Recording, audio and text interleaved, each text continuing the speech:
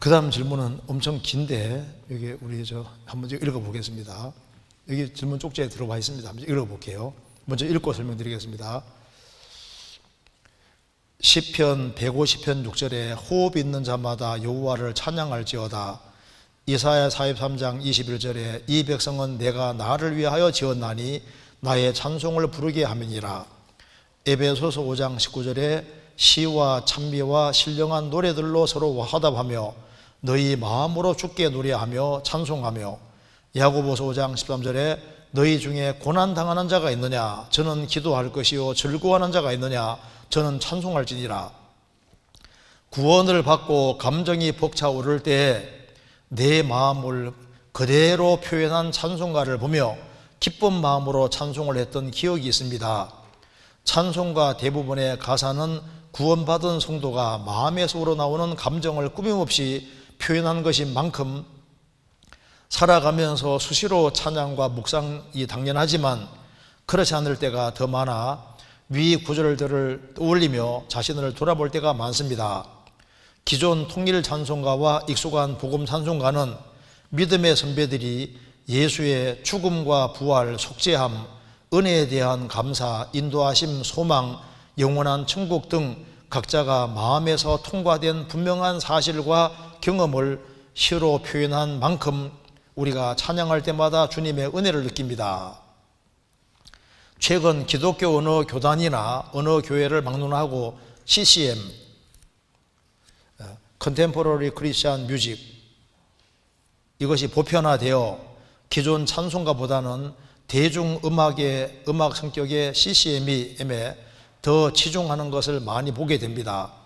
1960년대 미국에 시작되어 전 세계로 확산된 CCM이 과연 구원받은 우리가 하나님께 드리는 진정한 찬송가로서 적합한지 강한 의문이 듭니다.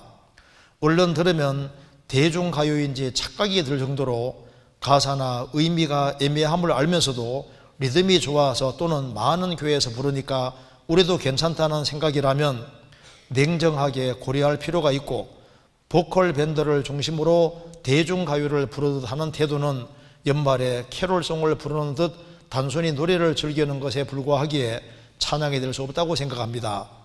하나님을 찬양함에 있어서 성악가의 찬송과 대중가수의 찬송을 단순히 비교해도 차이를 느낄 수 있듯이 하나님의 은혜와 사랑을 경험하지 못한 사람이 그럴듯하게 작사한 유행가풍의 노래가 하나님께 드리는 찬양이 될 수 있는지요? 우리도 각종 행사나 모임에서 찬송가를 함께 부르거나 찬양을 듣다 보면 의미가 적절하지 않거나 이질감이 느껴지는 CCM이 적지 않게 발견되므로 찬양곡을 선곡하는 일은 대단히 중요하다고 생각이 됩니다. 찬양을 하나님께 드리는 것이지 우리들의 감정에 듣기 좋으라고 부르는 것이 결코 아니라는 점을 다 함께 공유하는 기회가 되었으면 좋겠습니다.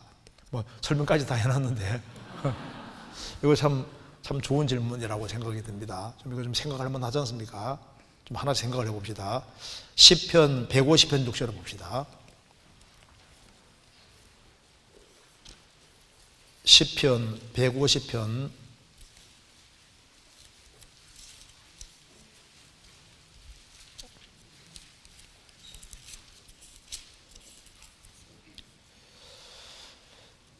6절에 호흡이 있는 자마다 여호와를 찬양할지어다 할렐루야.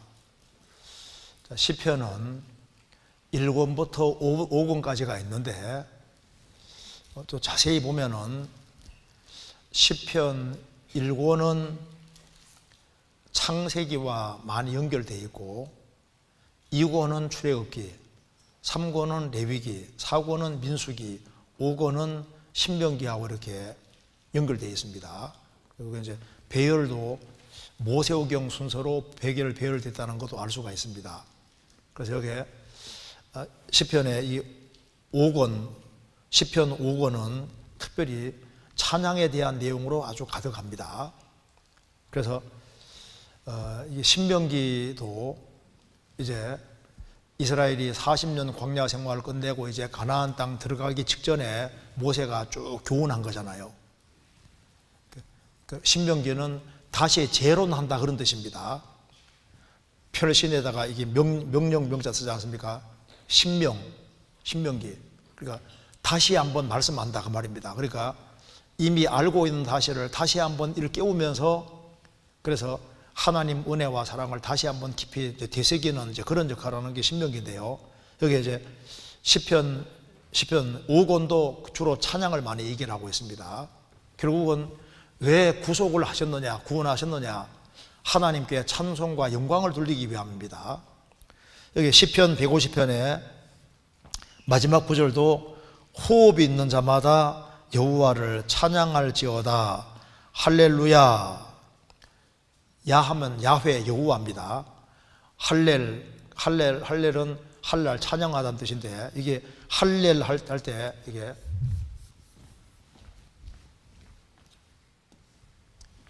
히브리어로 할렐루야, 할렐루야 할 때 여기 이제 할랄이 원래 뜻이 뭐냐면, 원래 이제 태양이 이렇게 빛을 발할 때 이게 원래 빛을 발한다 그런 뜻입니다.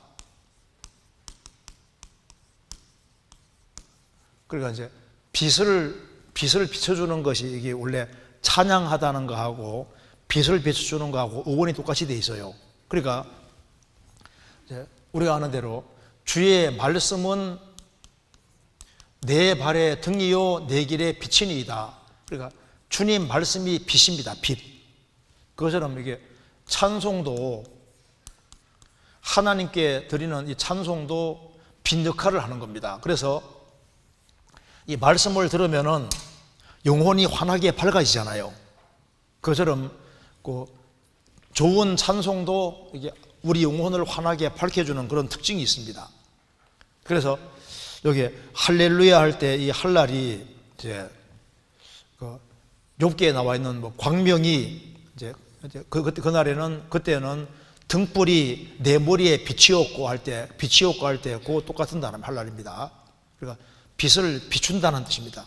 그래서 태양이 빛을 비추는 것처럼 빛을 비추는 것을 가리켜서 이제 여기 어원 자체가 똑같이 되어 있으니까 호흡이 있는 자마다 여호와를 찬양할지어다. 할렐루야. 그래서 이제 이 마음이 어두울 때 찬송을 하면은 영혼이 밝아지잖아요. 빛이 들어오는 것처럼 밝아지고, 그 하나님 말씀이 비치기 때문에 하나님 말씀을 잘 들으면 영혼이 밝아지고 힘을 얻게 되는 겁니다. 찬송도 그와 유사한 역할을 하는 거예요. 그래서 여기 이제 1절을 이제 먼저 읽었고, 그 다음에 이사야 43장 보겠습니다.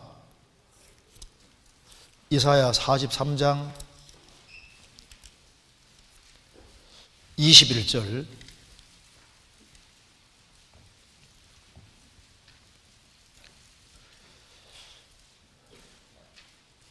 이 백성은 내가 나를 위하여 지었나니 나의 찬송을 부르게 하려 함이니라.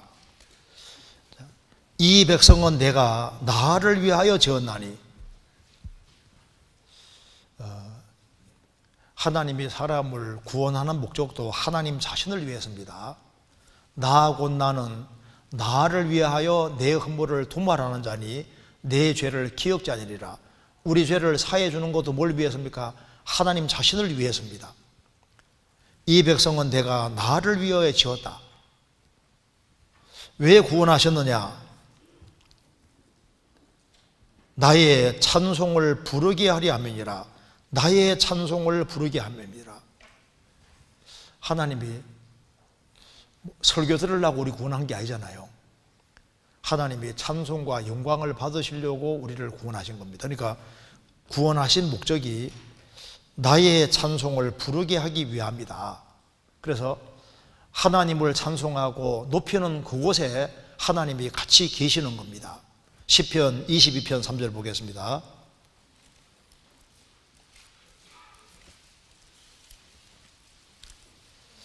(22편 3절) 같이 읽겠습니다. 이스라엘의 찬송 중에 거하시는 주여, 주는 거룩하시니이다. 이스라엘의 찬송 중에 거하시는 주라는 것은 구속받고 구원함을 얻고 그리고 하나님을 참으로 찬송하고 높이는, 하나님을 높이는 그곳에 주님이 함께 하시는 거예요. 시편 22편은 특별히 예수님의 순환, 십자가의 죽으심과 부활하심이 아주 생생하게 묘사되어 있습니다. 그래서 주님의 죽으심과 부활하심이 자기 때문이라는 걸 경험한 사람들, 이제 그런 사람들 속에서 우러나는 찬송들, 그리고 하나님을 높이는 일이 있을 때 그곳에서 주님이 같이 거하시는 겁니다. 그래서 이 백성은 내가 나를 위하였나니 나의 찬송을 부르게 하려 함이니라. 하나님께 영광 돌리고 하나님을 찬송하기 위해서 우리를 구원하셨다는 겁니다. 에베소서 5장 보겠습니다. 19절.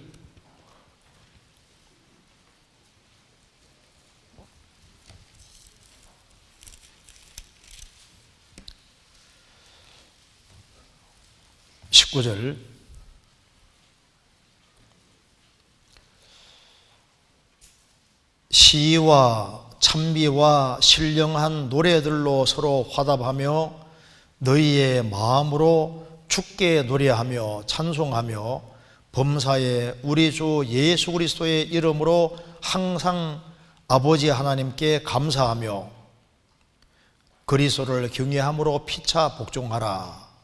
여기에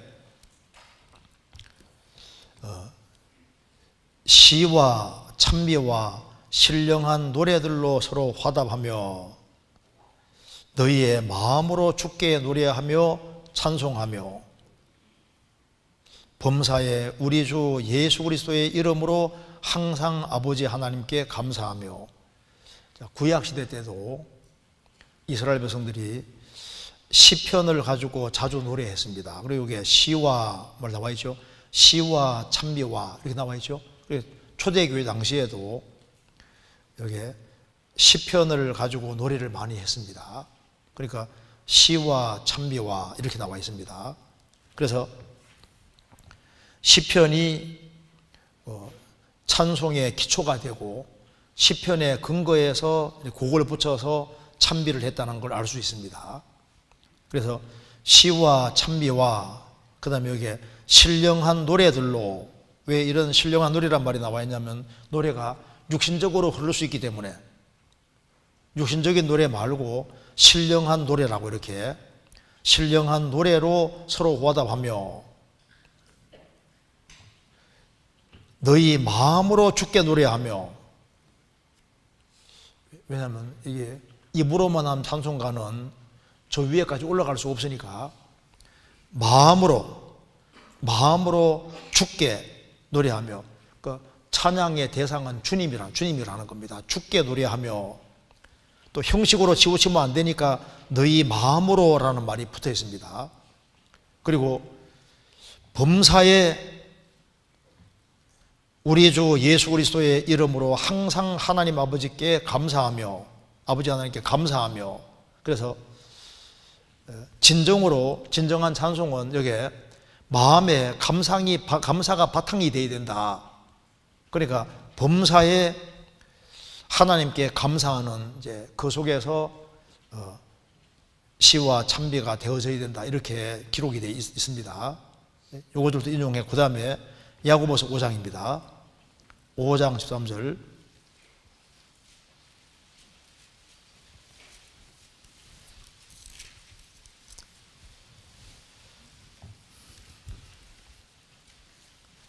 (5장 13절에) 너희 중에 고난 당하는 자가 있느냐? 저는 기도할 것이요. 즐거워하는 자가 있느냐? 저는 찬송할지니라.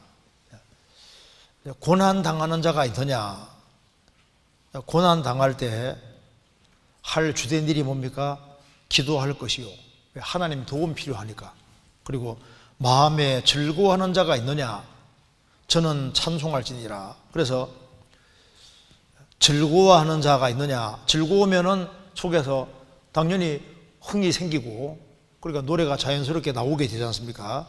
그래서 찬송이라는 게 참 이게 중요한 것이 되는데, 즐거워하는 자가 있느냐? 저는 찬송할지니라. 그러니까 구원을 안 받은 사람은 즐거우면 됩니까, 안 됩니까?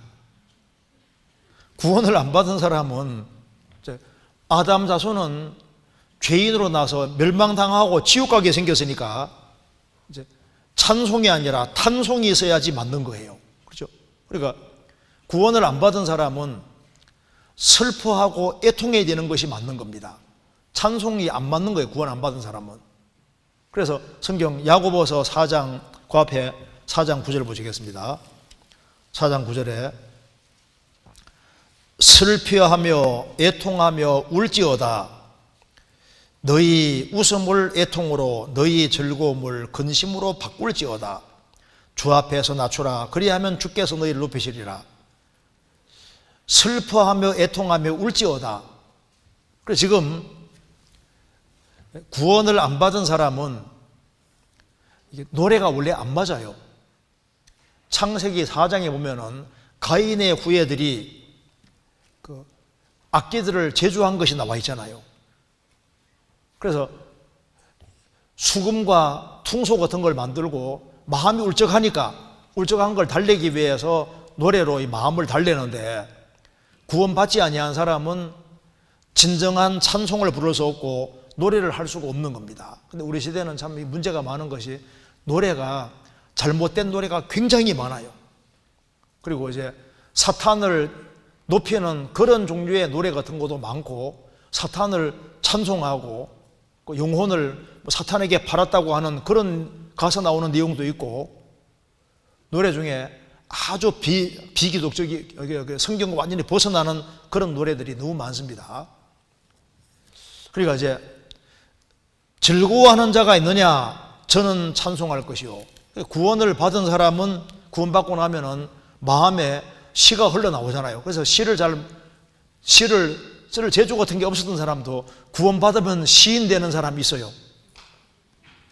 그래서 과거 저도 생명비도 이렇게 그때 편집 같은 거 할 때, 보면요, 그 식구들 이제 시를 이렇게 막 보냅니다. 보면 저분은 시를 쓸 분이 아닌 것 같은데 그 내용이 막 너무 주옥 같아요.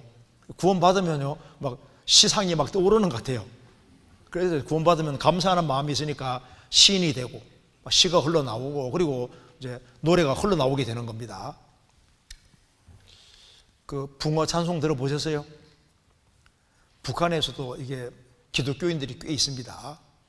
그런데 이제 소리내 찬송을 못하니까 이제 같이 모이면은 입으로만 뻥긋뻥긋 붕어 찬송, 소리는 내지 않고 노래하는 그 붕어 찬송이라고. 북한에도 이제 몰래 모이는 그런 사람들이 꽤 있지 않습니까? 비밀에 모입니다. 그래서 여기에 찬송이라는 게 참 중요한 건데, 이제 질문 내용을 보겠습니다. 여기에 구원을 받고 감정이 벅차오를 때 내 마음을 그대로 표현한 찬송가를 보며 기쁜 마음으로 찬송을 했던 기억이 있습니다. 참 신기하죠. 우리도 구원받고 난 다음에 찬송 부르면요, 어쩌면 저 찬송 내용이 내 마음하고 똑같이 그런 생각 들 때 많지요. 너무 신기하잖아요. 그래서 내가 깨우친 거하고 저 사람 깨우친 게 똑같네, 그런 걸 우리가 찬송으로 확인 같은 걸 많이 합니다.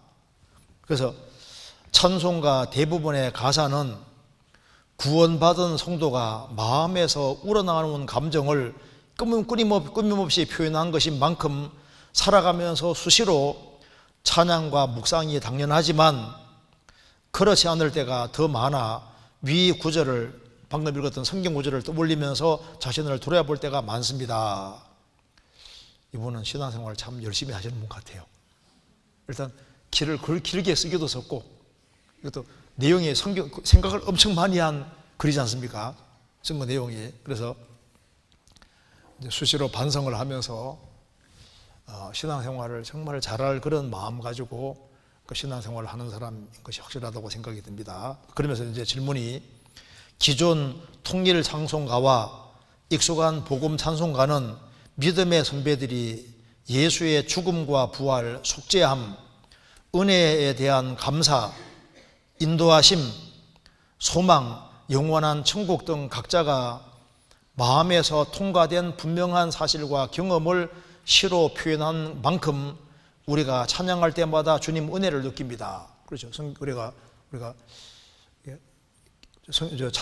보통 찬송이죠. 찬송하고 이제 은혜 찬송 이런 거 부르면요, 굉장히 우리 마음과 화답이 많이 되잖아요.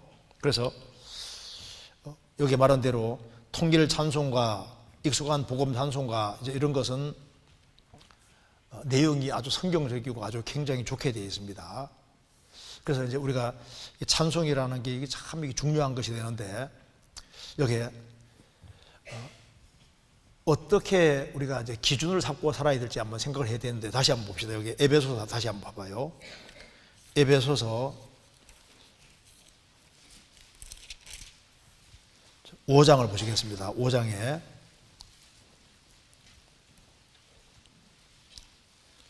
5장 19절. 자, 시와 찬미와 신령한 노래들로 서로 화답하며 너희의 마음으로 주께 노래하며 찬송하며. 여기서 먼저 구원을 안 받은 사람은 찬송가를 많이 부르려고 할 것이 아니라 먼저 구원부터 받아야 돼요. 그래서 구원을 받아야만 진정한 찬송을 할 수가 있습니다. 그래서 구원을 받은 사람이 구원받고 찬송을 해야만 그게 하나님 받으시는 찬송이 될 수 있는 겁니다. 그래서 찬송은 의인에게 마땅한 바라고 말씀했지 않습니까? 그리고 여기에 또 보면은 시와 찬미와라는 말대로 시와 찬미, 이 말 속에 있는 대로 일단은 시라는 말 속에 뭐가 있습니까? 분명한 메시지가 있어야 되는 거예요. 그러니까 시편의 시 같은 경우 보면 내용이 아주 명료하고 분명하잖아요. 그러니까 우리가 찬송이라고 할 때는 찬송 속에 메시지 내용이 분명하고 성경적이지 않으면 안 되는 겁니다. 그래서 시와 연결되어서 시와 찬미 이렇게 연결되어 있습니다. 그래서 내용이 성경적인 것이 일단 내용이 아주 명료한 이것이 꼭 필요한 거예요. 분명한 내용이 필요합니다. 그리고 그 다음에 신령한 노래들, 왜 이 말이 들어있냐면은 세속적인 노래가 있기 때문입니다. 세속적인 노래 말고 신령한 노래, 성령과 말씀에 부합되는 노래가 불러져야 될 걸 말씀하는 겁니다. 그리고 신령한 노래들로 서로 화답하며 너희 마음으로 주께 노래하며. 노래하는 대상은 누굽니까? 주께 노래하며. 노래하는 대상은 주께 노래하며 찬송하는 겁니다. 노래하며 찬송하며. 그 다음에 형식으로 치우시면 안 되니까 너희 마음으로 주께 노래하며. 마음으로. 입으로만 찬송할 수 있는 게 아니지 않습니까? 농아인들은 그러면 말 못하는 찬송 못합니까? 농아인도 찬송할 수 있습니다. 그러니까 입으로만 하는 게 찬송이 아니라 마음으로 주께 노래하며, 속으로 노래하는 것도 노래가 되지 않습니까? 그리고 범사에 우리 주 예수 그리스도의 이름으로 항상 하나님 아버지께 감사하며. 찬송의 바탕에는 뭐가 있습니까? 구속에 대한 감사. 그리고 범사에 우리 주 예수 그리스도의 이름으로 항상 하나님 아버지께 감사하며. 그래서 이 범사에 감사하는 거하고 찬송은 딱 연결되어 있는 겁니다. 그리고 찬송은 살아가는 삶과 연결이 되니까 범사에. 그러니까 우리의 삶과 노래가 분명히 연결될 것을 말씀하는 겁니다. 그걸 분명히 알 수 있습니다. 그래서 그리고 여기에 시와 찬미란 말대로 시가 앞에 있어요.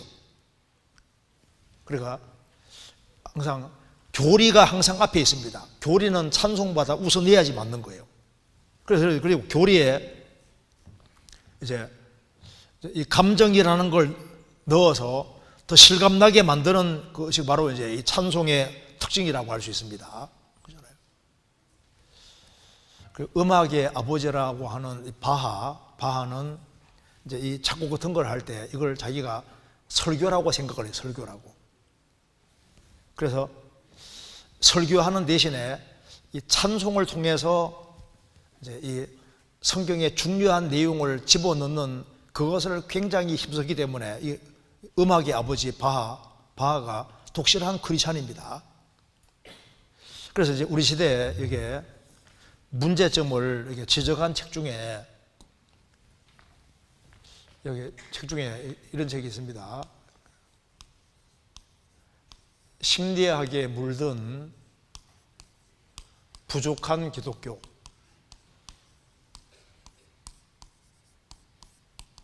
그 다음에 엔터테인먼트에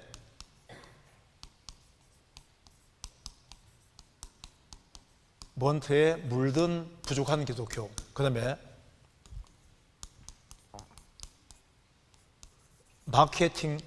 마케팅에 물든 부족한 기독교, 이런 책이 있는데 이 내용이 뭐냐면 심리학에 물든 부족한 기독교라는 것은 기독교에서 제일 중요한 것은 중생, 거듭나는 거.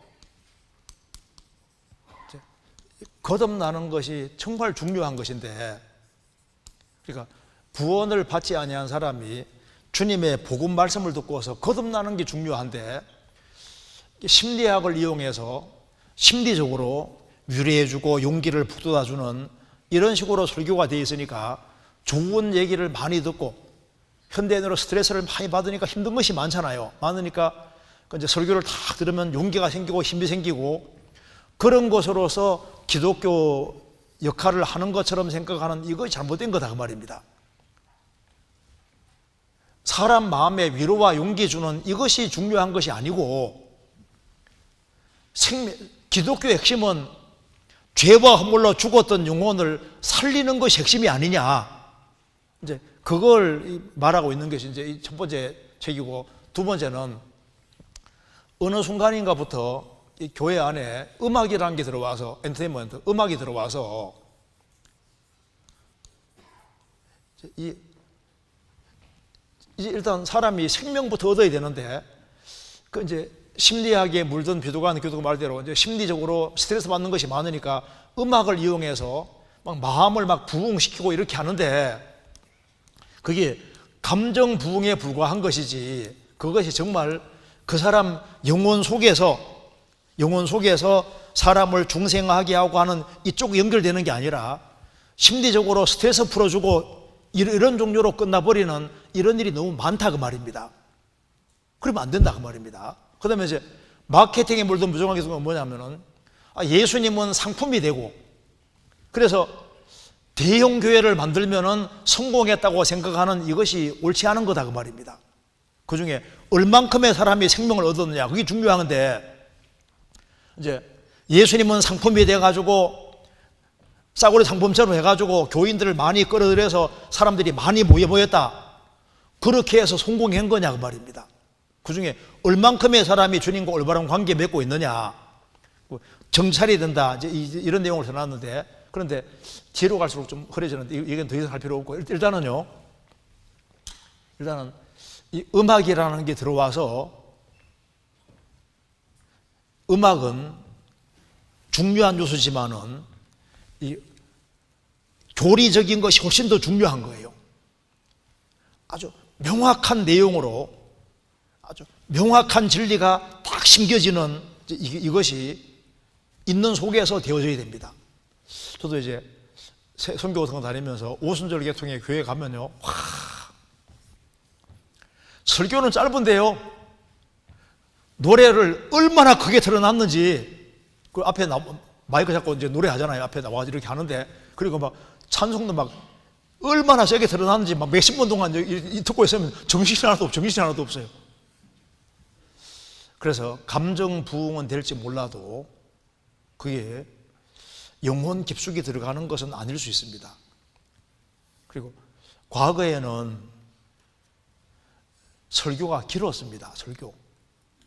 그리고 강론 중심이기 때문에 성경을 충분히 배우는 시간을 가지고 그 속에서 이 찬송이라는 게 되어져야 되는데, 설교라는 것은 너무 짧아지고,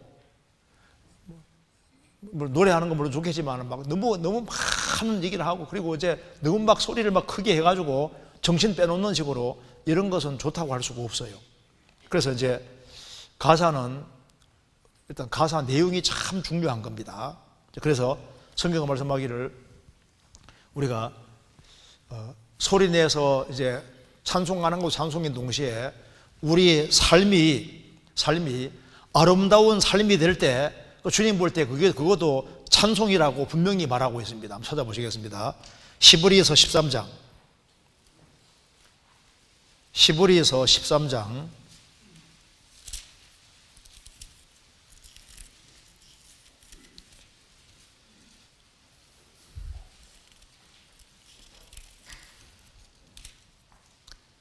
13장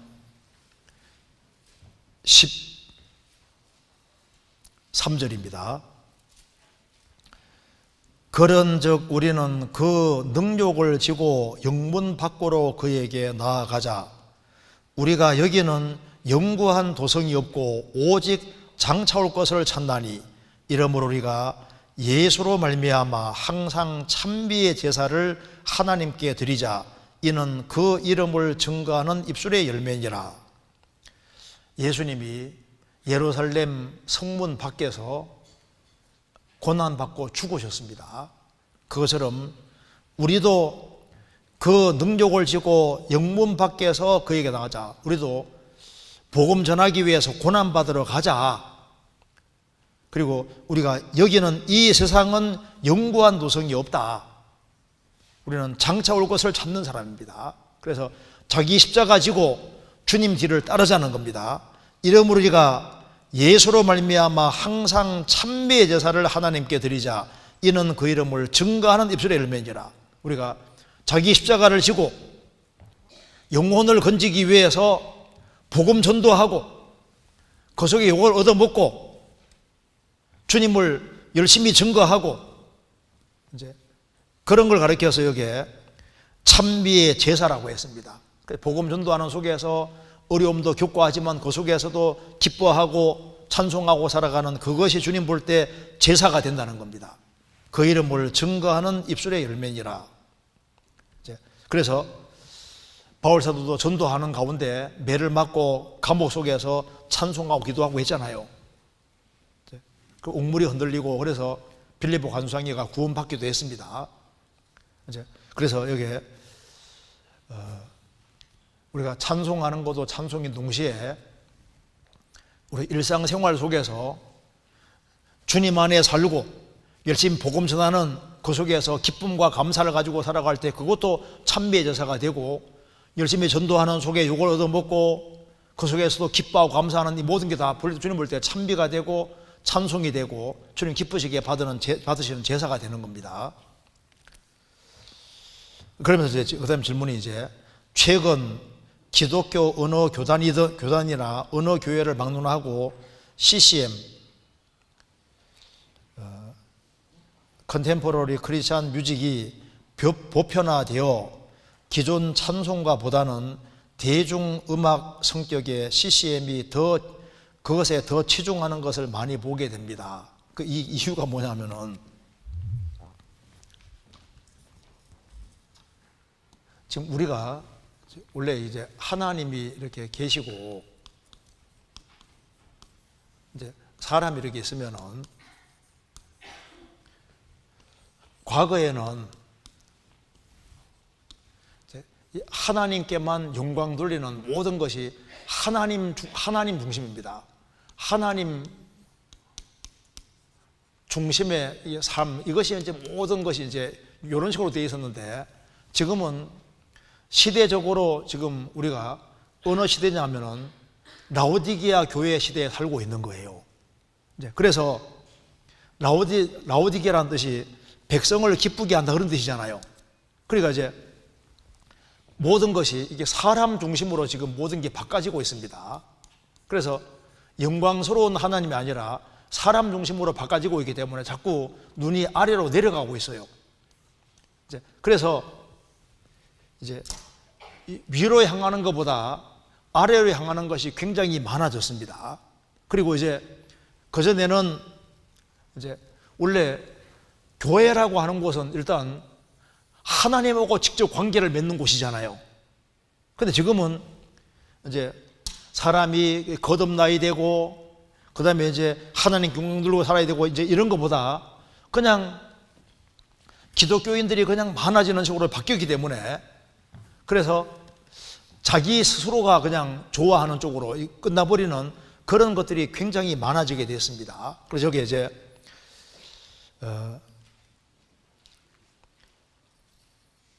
CCM이 보편화되어 기존 찬송가보다는 대중음악의 음악 성격의 CCM이 더 치중하는 걸 많이 보게 됩니다. 많이 보는 게 사실이잖아요.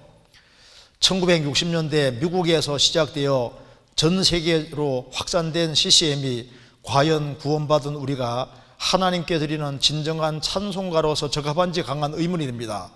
그런데 여기서 뭘 알아야 되냐면은 우리가 찬송을 한다고 했을 때는 여기 다시 한번 봐봐요. 여기 보시면요. 여기 하나님이 계시고 이제 성도들이 있고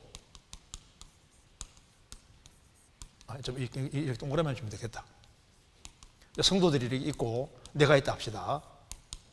그러면 이제 우리가 보통 찬송이라고 하면은 찬송을 드린다 할 때는 이게 하나님을 향하는 이럴 때는 보통 찬송이란 말 많이 쓰지 않습니까? 근데 찬송이란 말 사용하지 말고 보통 이제 우리가 노래, 뮤직이라고 하면은 노래라고 할 때 이게 이제 광범위해서 하기 얘기해서 그렇지 우리가 보통 노래 같은 걸 할 때 하나님께 드리는 노래만 있는 것이 아니고 찬송이 있는 게 아니고 우리가 우리 스스로가 힘을 얻어야 될 노래도 많이 필요한 거예요. 그러니까 우리가 봐요. 하나님 말씀도 하나님을 향한 것도 많지만 우리를 향한 것도 굉장히 많다고요. 그러니까 말씀도 종류가 여러 가지가 있는 것처럼 찬송 노래도 여러 측면들이 많이 있는 거예요. 그러니까 여기에 우리가 설교도 다양하게 있는 것처럼 노래도 다양하게 있는데 내가 너무너무 힘들 때는 내 자신에게 위로가 되는 노래들도 많이 있다고요. 그렇잖아요? 그리고 또 구원받은 식구들이 서로가 힘을 얻어야 될 노래도 있는 거예요. 그러니까 우리가 하나님께 회중이 모여서 하나님께 영광 돌리는 그런 종류의 찬송만 있는 것이 아니고 이제 생을 살아가는 가운데 구원받은 사람들 자신에게 필요한 노래들도 있다고요. 찬송이라고 이름 붙여서 그렇지 그냥 보통 음악으로서는 우리 삶에 필요한 것이 내용이 성경적이면 필요한 것이 많이 있는 거예요. 그리고 여기서는 질문 내용이 뭐냐면은 여기 이제 우리가 하나님께 드리는 진정한 찬송과 그러니까 여기에 CCM 이런 것이 하나님께 드리는 찬송과 그 목적보다는 이제 개인이 힘을 얻는다든가 또 이제 그리스도인들이 사람들이 같이 모였을 때 서로에게 힘이 되고 용기가 되고 하는 그런 쪽으로 노래 만든 것도 많이 있어요. 근데 여기 질문 하나 하시는 분은 지금 포커스가 진정한 찬송가라는 것은 이게 꼭 하나님께만 향하는 이제 그런 것만으로 딱 고정하니까 이런 의문이 생기는 겁니다. 무슨 이해되죠? 그래요. 여기 구원받은 우리가 하나님께 드리는 그러니까 찬송가가 하나님께 드리는 찬송가만 있는 게 아니라니까요. 그러니까 찬송가란 말을 사용하지 말고 일반 노래라고 하는 개념으로 사용하면 사용할 수 있는 겁니다. 그래서 여기에 우리가 하나님께 드리는 찬송가도 필요하지만은 하나님께 올려드리는 찬송가 그런 데 있지만은 성도들 자신에게 힘을 주는 그런 노래도 필요한 거예요. 자신이 힘받는 노래도 필요한 거라고. 그래서 이제 노래라는 의미에서는 보조수단으로서 필요할 수 있는 겁니다. 무슨 말이 되세요? 그래서 여기에 얼른 들으면 대중가요인지 착각이 들 정도로 가사의 의미가 애매함을 알면서도 리듬이 좋아서 또는 많은 교회에서 부르니까 우리도 괜찮다는 생각이라면 냉정하게 고려할 필요가 있고 보컬 밴드를 중심으로 대중가요를 부르듯 하는 태도는 연말에 캐롤송을 부르는 듯한 단순한 노래를 즐기는 것에 불과하기에 찬양이 될 수 없다고 생각합니다. 그리고 맞죠. 그러니까 일단 내용이 일단 내용이 성경적인 것이 중요한 거예요. 그리고 이제 찬양은 하나님께 드리는 찬양만 있는 게 아니고 여기 성도 개개인에게 필요한 그런 종류의 노래도 있기 때문에 무조건 정지한다고 하는 것도 안 맞는 거다 그 말입니다. 뭘 이해되죠? 그래서 여기에 질문 내용 속에 이게 참 좋은 내용이라고 할 수 있습니다. 그리고 이게 곡조보다 더 중요한 게 내용입니다. 그래서 아리랑 아리랑 아라리요 노래가 예수님 너무너무 좋아요 이렇게 곡이 어떻게 흘러가든 간에 내용이 있지 않습니까? 성경적이면은 그게 곡은 일단 부차적인 거예요. 내용이 곡이 빠르든 늦든 간에 그 내용이 성경하고 딱 부합되는 게 훨씬 중요한 거다 그 말입니다. 그래서 젊은 사람들은 좀 곡조가 빠른 걸 좋아하잖아요. 좀 나이 드신 분들은 늦는 거 좋아하고.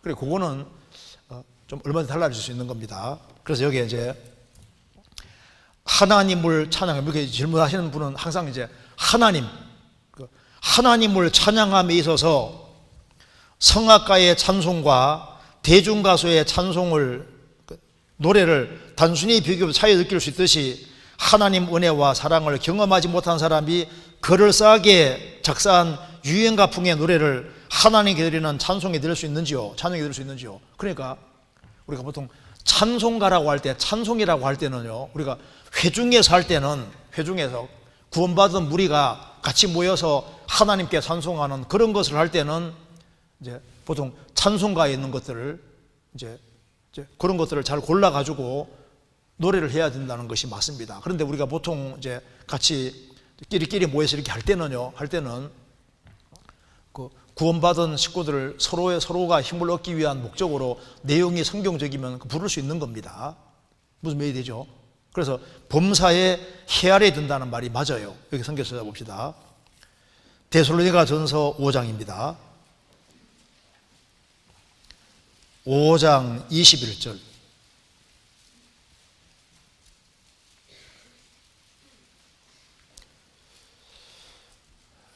짧지만 같이 읽어봅시다. 범사에 헤아려 좋은 것을 취하고, 여기 범사에 이 말은 모든 일에 헤아려서 따져보라, 확인해보라는 겁니다. 범사에 헤아려 따져보고 다 테스트해 봐서 좋은 것은 취하고, 그러죠. 그래서 헤아려 보면은 이게 내용이 성경적인지 비성경적인지 보면 알 수 있잖아요. 그래서 우리가 같이 전체로 모여서 찬송할 때도 곡을 잘 골라야 되고, 그 다음에 뭐 청년들이 같이 모임한다든가 모임할 때도 이 내용이 무조건 곡조만 좋은 것을 할 게 아니라 이것이 정말 성경적인지, 요걸 들으면은 구원받은 식구들이 신앙이 증진되고 좋을지, 힘을 주는 것이 맞을지, 그런 걸 잘 헤아려 가지고 해야 되는 것이 맞습니다. 그래서 또 구원받은 식구들이 마음이 흐트러져 있으면 성도 화합을 목적으로 하는 그런 노래가 있으면 그런 걸 골라가지고 해도 굉장히 도움이 되거든요. 그 다음에 이제 전도 집회를 위해서는 이제 막 전투적인 노래를 같이 부를 수도 있는 것이고, 그건 이제 상황에 따라서 적절하게 잘 헤아리는 것이 필요합니다. 그래서 노래도 여러 가지 범주가 있기 때문에 그 상황을 잘 헤아리는 게 필요합니다. 그래서 우리도 각종 행사나 모임에서 찬송가를 함께 부르거나 찬양을 듣다 보면 의미가 적절하지 않거나 이질감이 느껴지는 CCM이 적지 않게 발견되므로 찬양곡을 선곡하는 일은 대단히 중요하다고 생각됩니다. 그렇죠.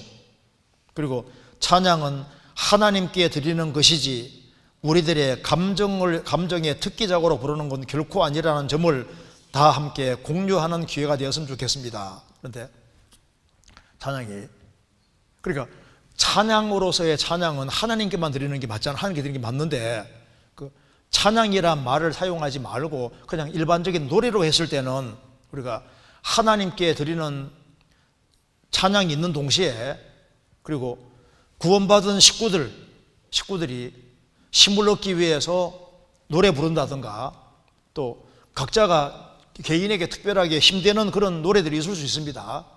이제 그러니까 그것은 상황에 따라 다른 거니까 그게 적절하게 잘 하는 것이 필요하고, 근데 일단은 회중 전체가 모여서 부르는 노래들은 봐서 이게 성경적인지 정말 하나님께만 영광이 돌아가는 그런 찬송이 맞는지를 잘 헤아리는 게 필요하고, 그래서 보통 이렇게 그룹으로 모일 때는 알아서 적절하게 있지 않습니까? 봤을 때 내용이 성경적인 한에는 별 문제가 없으리라고 생각합니다. 어쨌든 간에 여기에 찬송이 굉장히 중요한 요소가 됩니다.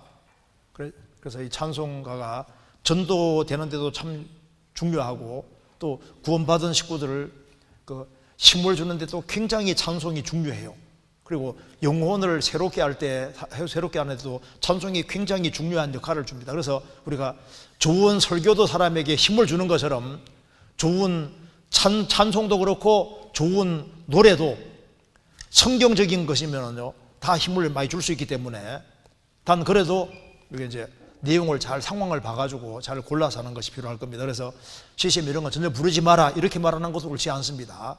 또 부르는데도 그것만도 불러도 안 되고 그 상황을 잘 봐서 또 CCM 같은 걸 할 때 부를 때 이거 보면 전혀 구원과 관계없는 사람이 쓴 것도 있지 않습니까? 그러니까 그걸 잘 어쨌든 골라서 해야 되는 것이 좋으리라고 생각합니다. 그래서 일단 중요한 것은 찬송은 일단 이걸 확실하게 하면 돼요. 여기 뭐든지 우선권이 하나님, 그리고 이웃, 그다음 자기입니다. 자기. 그러니까 찬송도 항상 먼저는 우선권이 먼저는 하나님이 돼야 됩니다. 나머지는 후가 돼야지 되는 것이 맞잖아요. 후는 전혀 필요 없다, 이건 또 안 맞아요. 그래서 먼저는 찬송도 하나님 중심으로, 그리고 하나님 중심으로 하되 우리 이제 삶 속에서 찬송이라고 그런 명칭을 붙이기보다는 그냥 일반적인 노래로서 우리에게 필요한 것이 될 수 있으니, 그러니까 이제 보통 이제 싸움이란 말 안 쓰고 보통 뮤직이라고, CCM은 뮤직. 그래서 일반 우리가 이제 노래 같은 것 중에 보면은 굉장히 유익되는 노래들이 많이 있습니다. 그래서 그런 걸 좀 생각을 하면 좋겠어요. 그래서 여기 이제 질문하신 분이 참 좋은 질문 하셨는데, 포커스가 딱 하나님께 맞춰주는 그것만 생각을 하니까 이런 질문이 나오는데, 그걸 이제 찬송이라는 그걸 좀 넓게 생각해서 일종의 보통 노래 같은 거로 일단 범주를 크게 했을 때는 이제 그건 잘 헤아려서 하면 되리라고 생각을 합니다. 좀 이해되시죠?